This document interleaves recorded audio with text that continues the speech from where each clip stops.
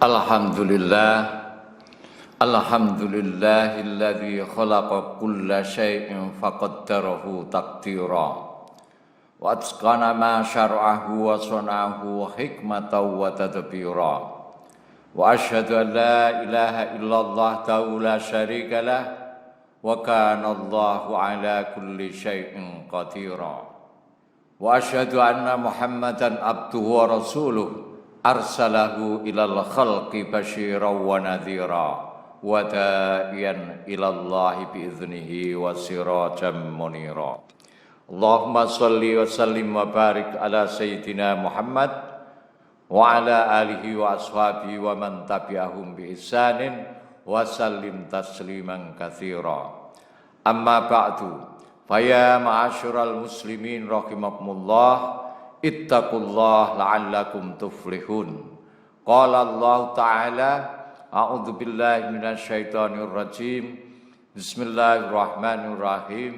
Ya ayyuhalladzina amanu taqullaha haqqa tuqatih wa la tamutunna illa wa antum muslimun.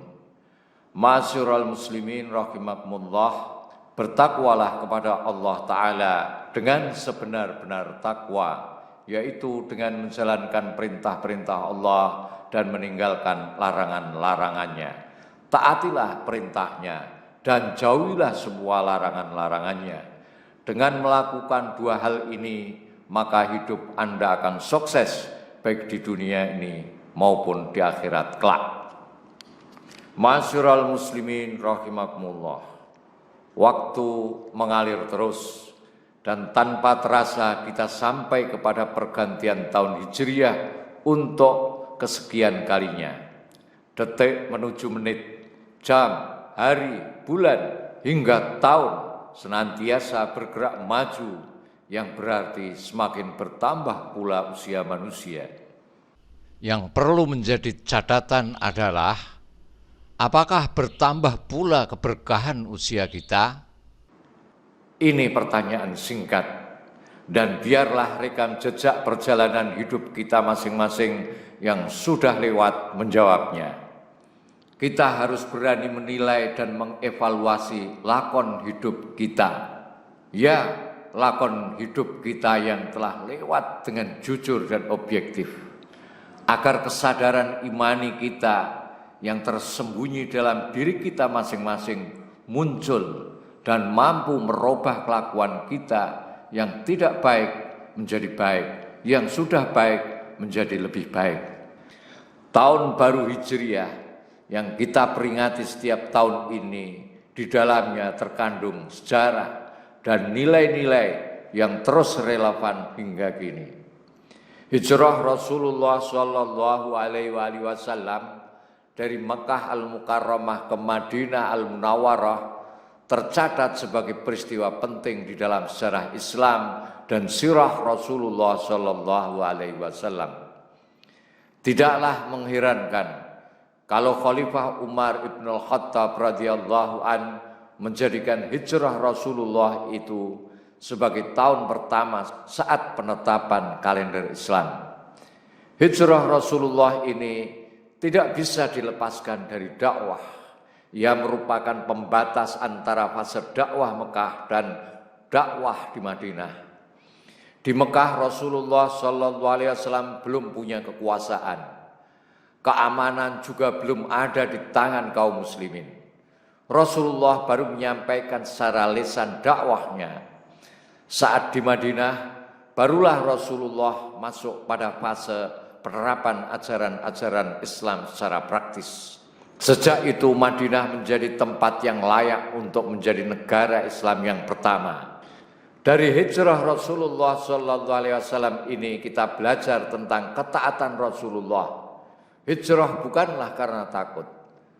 Tidak ada yang ditakuti Rasulullah kecuali Allah.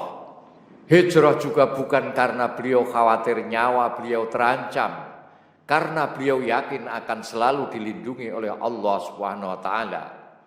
Beliau berhijrah tidak lain untuk memenuhi perintah Allah Subhanahu wa taala, untuk membangun peradaban Islam di Madinah, membangun negara yang didasarkan pada prinsip-prinsip tauhid dan menegakkan hukum yang berdasarkan syariat Islam. Negara Islam pertama ini pula yang menjadi tonggak kebangkitan umat Islam. Pasca wafat beliau Rasulullah sallallahu alaihi wasallam, negara ini menjelma menjadi negara yang kuat, disegani kawan maupun lawan di bawah kepemimpinan Khulafaur Rasyidin.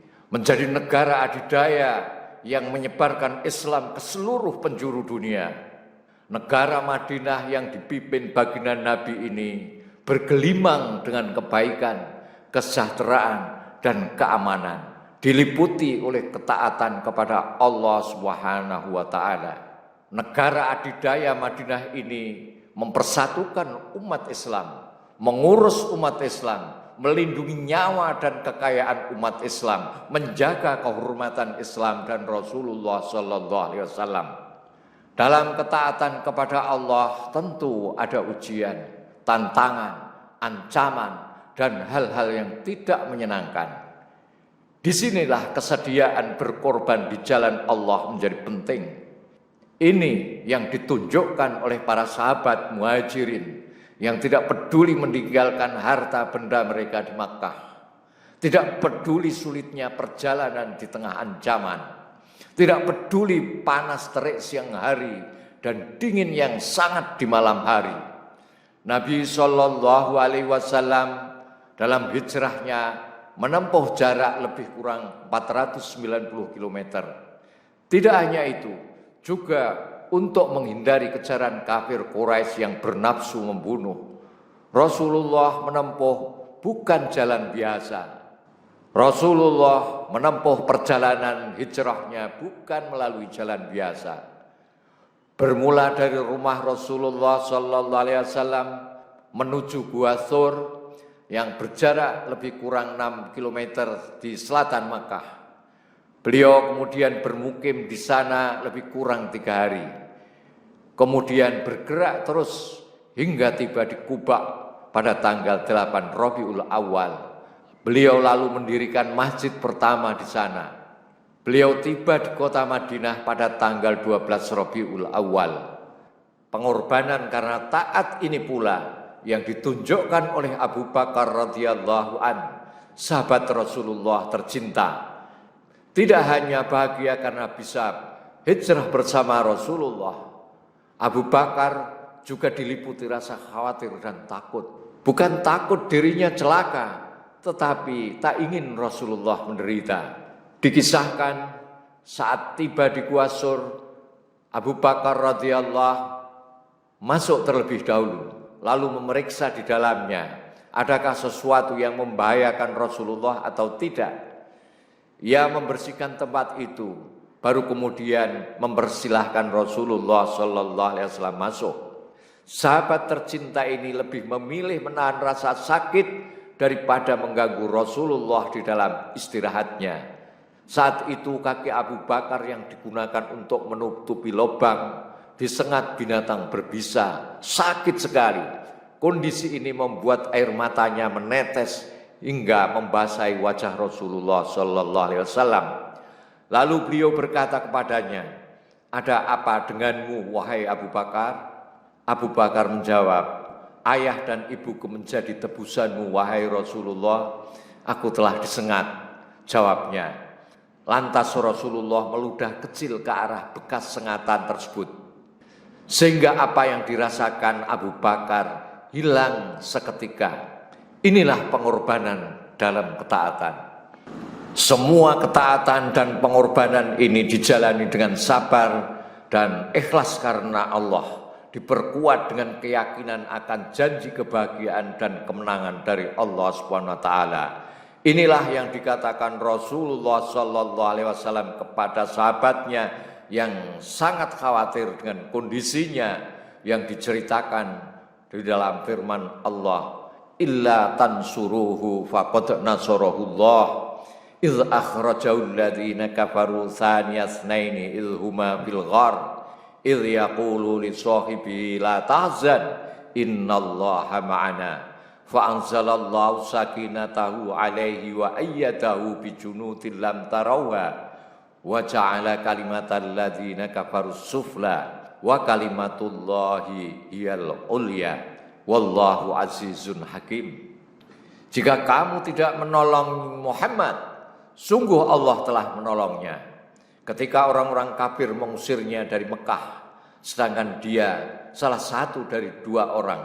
Ketika keduanya berada di dalam gua, ketika dia berkata kepada sahabatnya, "Janganlah engkau bersedih, sesungguhnya Allah bersama kita."